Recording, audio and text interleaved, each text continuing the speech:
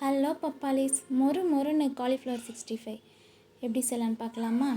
ஒரு பாத்திரத்தில் சுடு தண்ணியில் காலிஃப்ளவரை போட்டு 10 நிமிஷம் ஊற வச்சுட்டு எடுத்து வடிகட்டிட்டு, அதுக்கப்புறம் ஒரு பாத்திரத்தில் இது சிக்கன் மசாலா ஒரு டேபிள் ஸ்பூன் போட்டுருங்க. அதுக்கப்புறம் மட்டன் மசாலா ஒரு அரை ஸ்பூன் போடுங்க. மட்டன் மசாலா அரை ஸ்பூன்.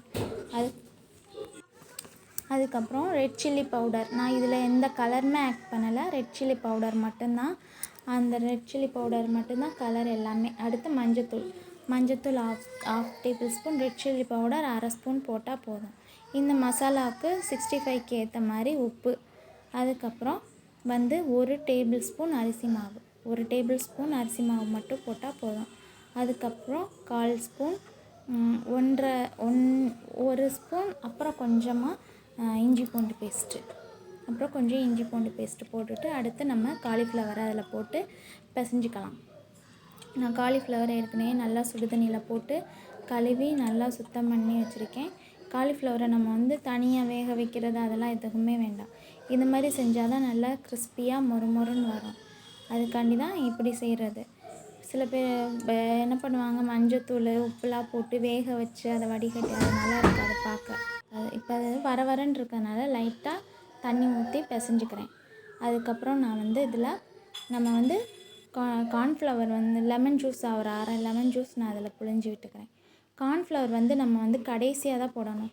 ஏன்னா அரிசி மாவு போட்டோடனே அது கொஞ்சம் தண்ணியாக இருக்கிற மாதிரி இருக்கும். கார்ன்ஃப்ளவர் போட்டோடனே அது போய் அப்படியே எல்லா மசாலாவும் போய் காலிஃப்ளவரோட க்ரிப்பாக பிடிச்சிக்கும். அதுக்காண்டி தான் கார்ன்ஃப்ளவர், நான் 2 ஸ்பூன் கார்ன்ஃப்ளவர் போடுறேன். இப்போ கார்ன்ஃப்ளவர் போட்டோடனே பாருங்கள், தண்ணி ஃபுல்லும் இழுத்து அப்படியே மசாலா ஃபுல்லும் போய் அந்த காலிஃப்ளவரில் போய் நல்லா ஒட்டி க்ரிப்பாக பிடிச்சிக்கும்.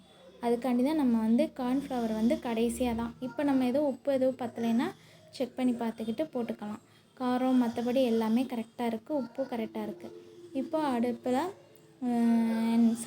எண்ணெய் காய வச்சு நல்லா எண்ணெய் காஞ்சதுக்கப்புறம் நம்ம ஒன்று ஒன்றா அதில் இறக்கிற வேண்டியதான். காலிஃப்ளவரை ஒன்று போட்டு நல்லா பொன்னிறமாக மிதமான சூட்லேயே வச்சுக்கோங்க. இந்த போடையில் கொஞ்சம் இதாக இருக்கணும். அதுக்கப்புறம் மிதமான சூட்டில், ஏன்னா நம்ம காலிஃப்ளவர் கொஞ்சம் அந்த நார் பகுதி மாதிரி இருக்குல்ல, அது கொஞ்சம் வேகாதில் இதாகும், நரிச்சுன்னு இருக்கும்.